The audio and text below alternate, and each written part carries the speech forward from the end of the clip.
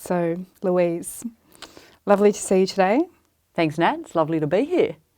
Here we are in Melbourne with you down after the Miranda Walpert lunch from Wellcome Trust, and you and I have the opportunity to chat around top of mind issues. Well, it's fantastic to be here, Nat, because I think we've got a lot in common and we're doing increasingly amount of things together, which is exciting. I think so.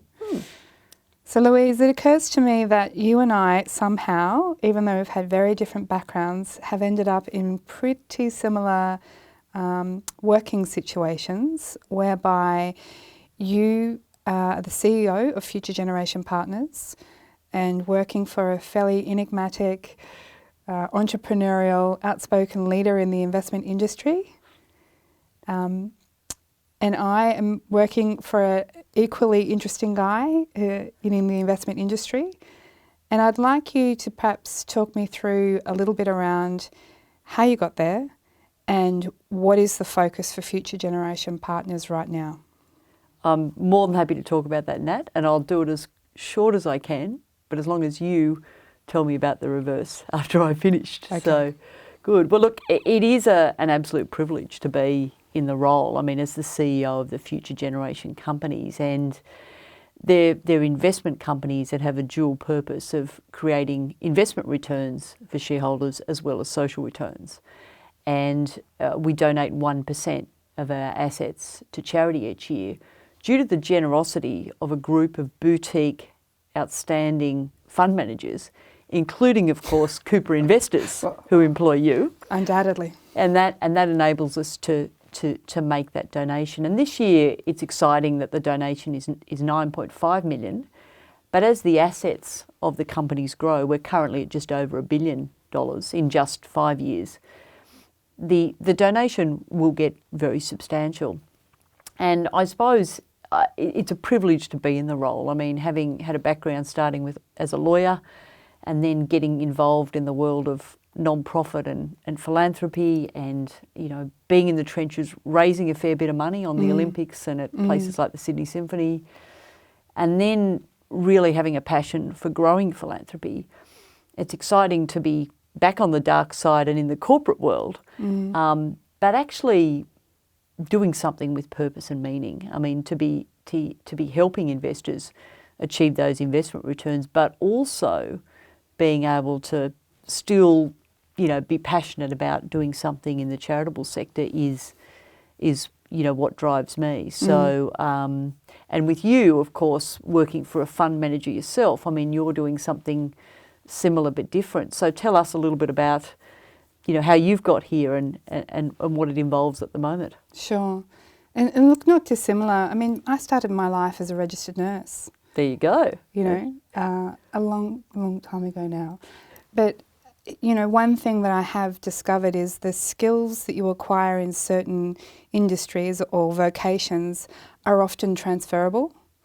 And in order to be successful largely in any role that you do, the ability to manage relationships, to understand or have some perspectives that allow you to consider other people's views, to have empathy for the fact that I often think, you know, there by the grace of God go I mean, I'm not a particularly religious person, but I can see at different points in my life where things could have gone very differently.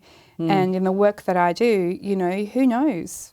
You know, who knows where each of us could have ended up if we didn't have particular family structures or supports at the forefront there to step in when things got tough. But, you know, that sort of background, I guess, gave me a deep understanding from a health industry perspective around what it's like to be with people when they're very vulnerable, how to advocate for people who may feel the lack of ability to do so for themselves at a time when they're vulnerable and don't have a voice. So I think that's definitely driven some of my interests over a different career where I've worked in, you know, endowed foundations, you know, so I started at FRRR when I was back in Australia.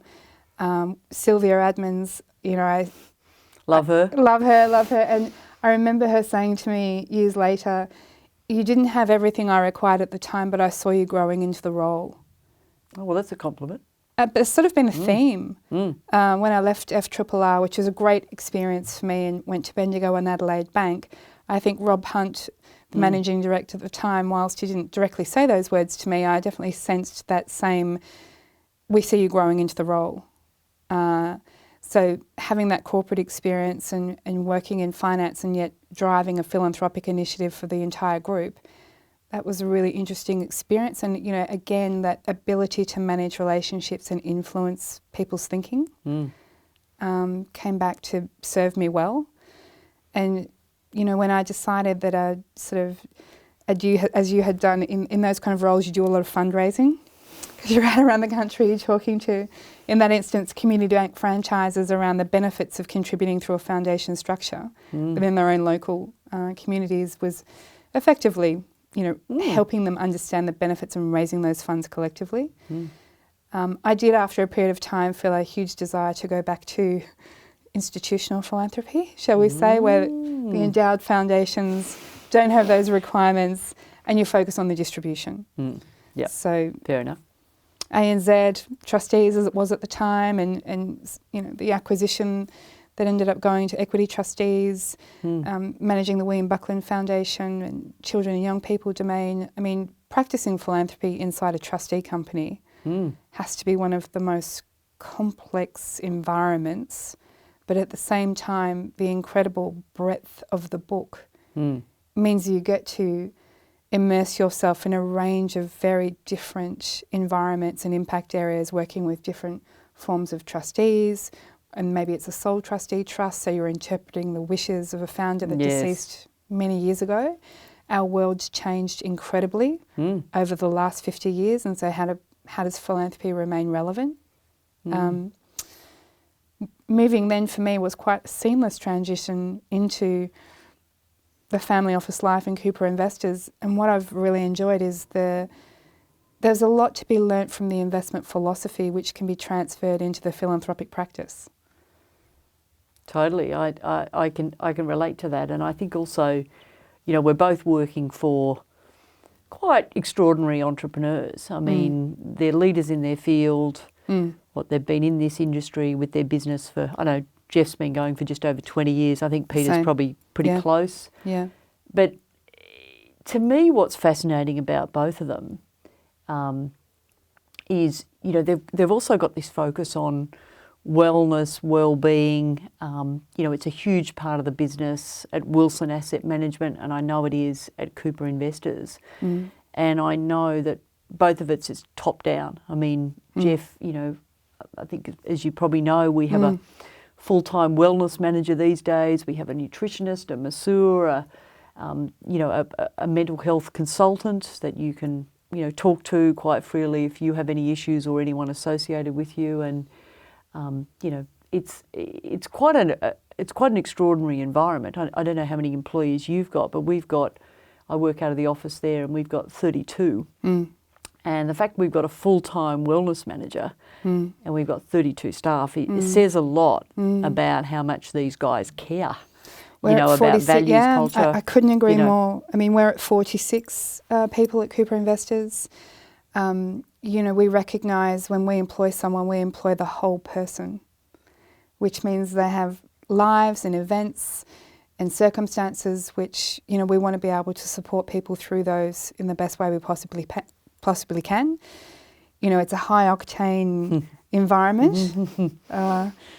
in the listed equity world, and working for a values-based investor has also been very interesting in sort of understanding the concept of transferring that for the philanthropy practice. How do you create value? How do you assess value? And what I really probably like is the approach that, unlike when they find a company they really love, you know, it's all about the company and the investment. It's not telling them how to run the business. No, exactly. So the philanthropy practice for me is fantastic because it's all around capacity building, untied funding. We consider the organisations we fund to be the experts in what they do.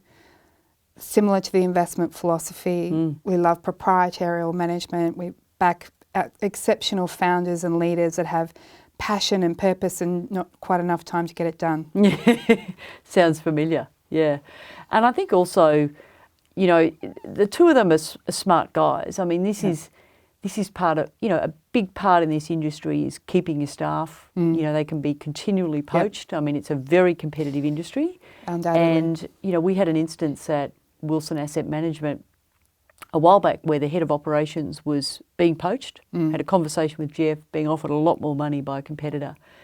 And he said to Jeff, look, actually, at the end of the day, I've decided I'm not going. And the reason is that I love working on the future generation companies, you know, and it's fantastic that we've embedded it as part of the DNA at Wilson Asset Management. I mean, these two companies are, you know, listed entities in their own right, but we've structured it so that I'm based at the office of Wilson Asset Management. Half of the 32 staff there actually work on these two entities, from anything from 2 full-time finance managers through to, you know, some of the staff that don't work, you know, as much of their time spent on the two entities. But we've seen some tremendous results already, and we work hard to make sure that they're actually engaged so that, you know, they're not just doing, you know, their day job as well. But I think let's talk a little bit about mental health, because one of the things that we share in common is, I think, a real passion and commitment to move the dial where we can on being leaders in mental health funding from the private sector. And, you know, of course, we travelled to London together in April to an international mental health research funders conference. It's quite a mouthful. It is a mouthful. And, you know, we're really trying to do our bit there. Do you want to talk a little bit about why that's important and why you chose that particular funding area? Sure. So the family office affords me an incredible flexibility. So while the funds management business is the main operating business of the family office and I have a role in that business, I also oversee the Family Foundation. So I have a structured giving vehicle, a PAF, which is the Maytree Foundation. 50% of the allocation annually from the PAF is dedicated to our mental health program. Now that has more of a focus on the wellbeing aspect of things as to complex chronic ill health. But the Cooper Investors scenario means that the business had an opportunity to direct, through participation in another LIC, around about $1 million annually into medical research, but for the impact area of our choice. So I distinctly remember Peter asking me the question, well, what do you think? And for me, it was, you know, so obvious. The underinvestment in medical research in the mental health field is significant. So from a value perspective, look, there's a really low level of investment here. It makes sense to me that we would direct our $1 million a year from Cooper Investors into mental health. And, you know, combined with the program area from the PAF in mental health, we have the full spectrum then from research, translation, program delivery, understanding the system, understanding how NHMRC grants and other government funding flows into that system. Where can we be really effective? What role can we play? And how do we use the philanthropic capital we have to apply to that system for best effect? Yeah, well, it's exciting because, I mean, we all can't do it alone. I think that's what we've all recognised. And, you know, it's fantastic, you know, that we went to London together. We've been inspired to create these roundtable meetings where, you know, we're now bringing together the top 15, 16 funders in mental health to really get into the serious discussion and the challenges of funding in that space. Because I don't know about you, but I've found it is a challenging area to fund in. Incredibly. And in some ways, that's the excitement about it as well, because we're not doing sort of something tried and true. We're trying to really break more ground because, you know, back 5 years ago, when we first chose mental health, the youth mental health, as a focus area of one of the two companies that I run, bit like you, one of the reasons we chose the area was we weren't experts in funding in mental health, but we knew it was chronically underfunded, you know, and we thought, well, look, here's an opportunity. What we do know is because the stats are so bad and they're increasing, it's touching everyone, whether it's fund managers who participate in what we're doing, shareholders. We really felt that, but we felt strongly that we couldn't do it alone. And selfishly about it, we also felt if we started the roundtables, we'd learn more from other people. Oh. You know, because if we're I think sitting that's here one of the things Philanthropy does quite well in terms of convening, holding the space, allowing others to come together around the table. I think there's enough humility in philanthropy that people understand we're not the experts and we don't have all the answers, but we are willing to learn, we are willing to be directed, we are willing to try. And that risk capital that we can apply allows people to either fail fast or pivot into an adjacency which will deliver a better outcome. And, you know, I don't think we should forget or take lightly the incredible influence that we can have in helping people come to solutions. You know, government funding in programmatic service delivery and research is incredibly defined and tailored, and it is directed at through specific silos. And we know that it's very difficult to achieve outcomes in silos that actually have many intersections across different cohorts and communities. So I think philanthropy, when it plays that role of the honest broker, the convener, bringing people together, our shared wisdom and experience in coming together to solve issues, this, you know, the sum of us will be greater than any individual part. But to the extent that we can help others come in and around the issue and take a leadership role in saying this is a critical issue for our time, for our children in our communities, it's really important that we start focusing on moving the dial. What's the best way to do that? And I think I'm particularly proud that CI, together with Wilson Asset Management, has sort of been at the forefront of this intersection, if you like, for the private sector. And I think others will, you know, be comforted to come on board and with that sort of tone and approach that everyone's contribution is valid and welcomed.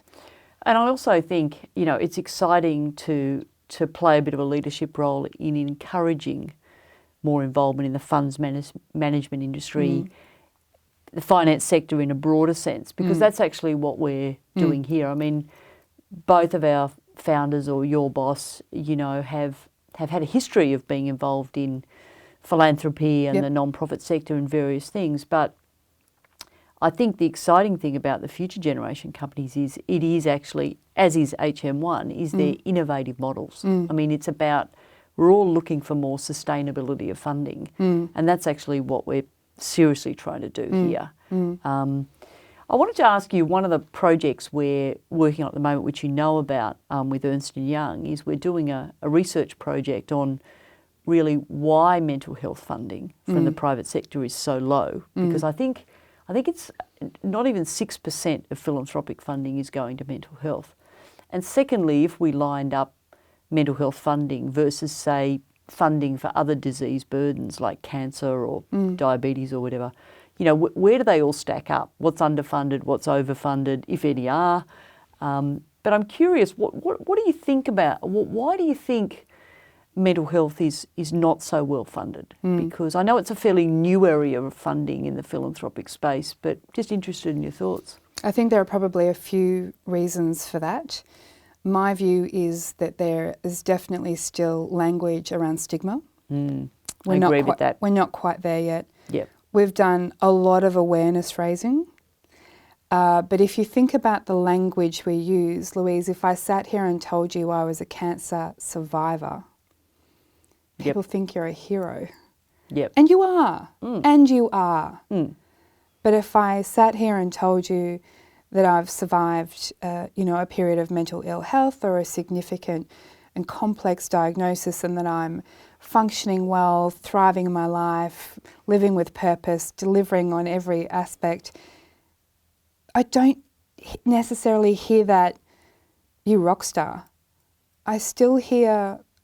Well, if you were in the workforce, you could be having that conversation. Well, you either wouldn't say it, but if you said, it'd be a gutsy call if you said to your boss, I'm regularly seeing a psychiatrist or a psychologist, because you'd be worried about how that would. And I have colleagues and friends who don't talk about this, even though I agree with you, even though we say the stigma's reduced, we've got a long way to go. No, I don't. So I think there's definitely still an issue around language and stigma.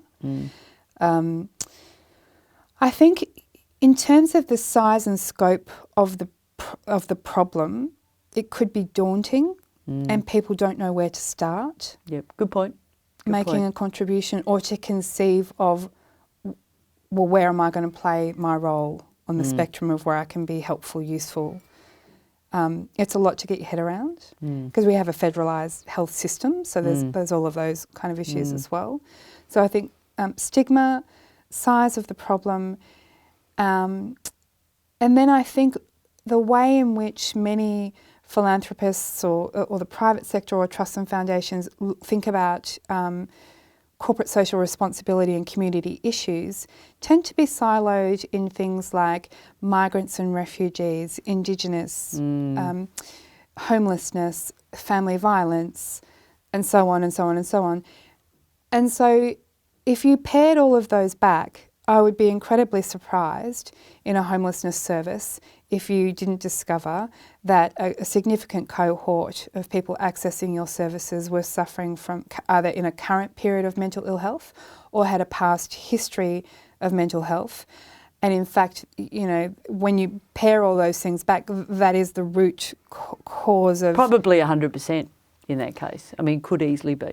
So I think the reason people may not be saying we're funding in mental health is that they're funding in other impact areas, but if you peeled those all the way back, they would be sort of indirectly funding in mental health. And so that's the thing I think is really interesting to understand, the way people codify what they're funding in. Exactly. And do you think, we've started to also work more closely with some of the fund managers that are involved with the Future Gen companies. I mean, we're actively encouraging some of them to do corporate partnerships in mental health or youth at risk. We're helping them with corporate volunteering, ideas and suggestions. I mean, one of them has just recently set up their own foundation, their own private ancillary fund. So we're helping them with some ideas on just set up, you know, and connecting them with other people. Because I think that's what we've got to do. I mean, it's actually, with our background and our experience, it's actually not that hard. I mean, I think we can make a serious difference. We can play a leadership role, but we can also play a great role in connecting in this boutique, what I would call sort of a boutique niche sort of sector, you know, that we're both in. Well, I think we both have the benefit of, you know, bosses and our own incredible networks. We know a lot of people and we continue to evolve those networks. In fact, just at our lunch we came from earlier today, a new person in running a new family foundation in the research phase. This is what we want to focus our work on. You know, can we come and talk to you? We don't really know where to start. And fantastic. So being available and being in the network helps to provide other people with an opportunity to come and listen and be informed, come together. I mean, that for me is the real fun as well. I don't want to do anything in isolation. You know, I want to be part of a team and a network and a cohort of funders that are collectively working together on specific outcomes. Strategically, I find that much more purposeful and enjoying. I have to understand the why to know how. Yep. And I think also, you know, selfishly with us, you know, it's interesting, you know, we've got this passion about doing something about mental health and mental health issues. And 30% of our shareholder base are actually high net worth families, family offices, private ancillary funds. And what's fascinating is they're very attracted to these investment vehicles. So, you know, we're interested in them investing, but there's a bit of a double whammy because some of them may also become very interested and committed and excited about funding in mental health as well. So that's sort of the other thing that I'm looking at as well. You've sort of got these two two levers, Yeah, you know, that exactly. you're sort of pulling at. And even though my primary focus is, you know, the investment company, I'd probably spend 70% of my time on, you know, comms and fund manager engagement and talking to potential investors. But, you know, probably 30% of my time is on the charitable focus. But I can be doing this, you know, the same. It's the same thing. The same thing at the same time. Yeah. So, you know, that's why it's fun as well. You know. I know we at Coopers we manage around $1 billion of family office, churches, charities, endowments, trusts and foundations.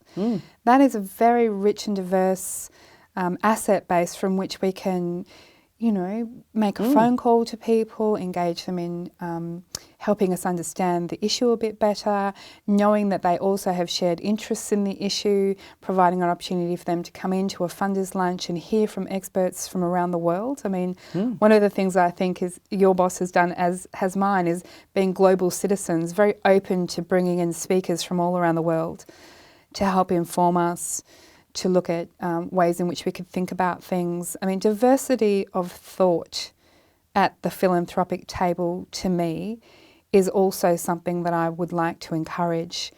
People who come from different backgrounds, we're hearing a lot about the voice of a lived experience, how that is informing the research agenda.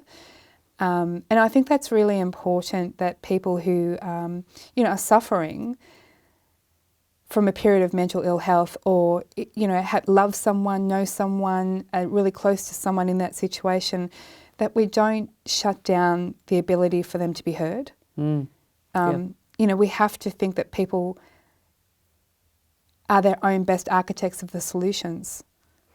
We can't be working harder on this. Totally. You know, and that's coming from an empowerment sort of philosophy. It's critical that we leave space for those voices to be heard, to inform our thinking and our strategic responses. Absolutely. I mean, we just can't do it without that exposure and that involvement of the lived experience. But just picking up on your point about the global exposure and experience, it's invaluable. I mean, you know, these two companies wouldn't have been created unless Jeff had been on holidays in London, sitting in a hotel reading the Financial Times, and he read about an investment vehicle in London called the Battle Against Cancer Investment Trust. And that's what we modelled these two companies on. He went to see this hedge fund manager who'd set up something similar, quizzed him, interrogated him, said to himself on the plane on the way home to Sydney, that's something I potentially could do in Australia. And, you know, I think that, and I think what we've done is we've tweaked that model and Australianised that model so that it's actually even better, dare I say it, than the UK model. And that's the benefit sometimes of seeing ideas. It's a bit like what Ian Darling did with Good Pitch. You know, that's not a new idea that he invented, as we know. That's something common also that we've funded together as well. You know, documentaries that are helping make social change. But that's the exciting thing. And for us, you know, success for us will also be seeing this model replicated. I mean, we've seen HM1, which you're involved in, replicate, similar but different to ours, but obviously modelled on that. Well, it's the greatest form of flattery. Exactly. Right? You know, I think it's working. What you're doing's working. I love the compounding effect. These are perpetual vehicles set up that over time will continue to distribute significant sums of money. Totally. They will be funding in youth at risk and youth mental health, and in your case with HM1, medical research. In mental health. In mental health. But they'll be funding in perpetuity. Yes. So we'll be all gone, our founders will be gone, whatever, and as long as those issues are an issue in society. And, you know, it's exciting. I mean, Future Gen companies should be on track to be what we believe to be the second biggest funder, you know, after the Paul Ramsay Foundation. And I know they're gearing up to be giving away, I think, at least $170 million a year. Met with them last week. And they're specialising in that social disadvantage space. But, you know, things are moving. It's playing to your strengths, so isn't it? You're setting up a vehicle in perpetuity which provides revenue streams at scale. You can go for big scale change. You can go for systems change. You can collect data over time, which will inform the evidence base for how you practice the philanthropy you're doing. You know, there are very few other, what I would consider, that is a significant impact investment. Totally, totally. I mean, it's exciting. Sometimes it's daunting. Yeah. You know, because let's face it, we've chosen a cause area that's, you know, probably yeah. not an easy one, as we know.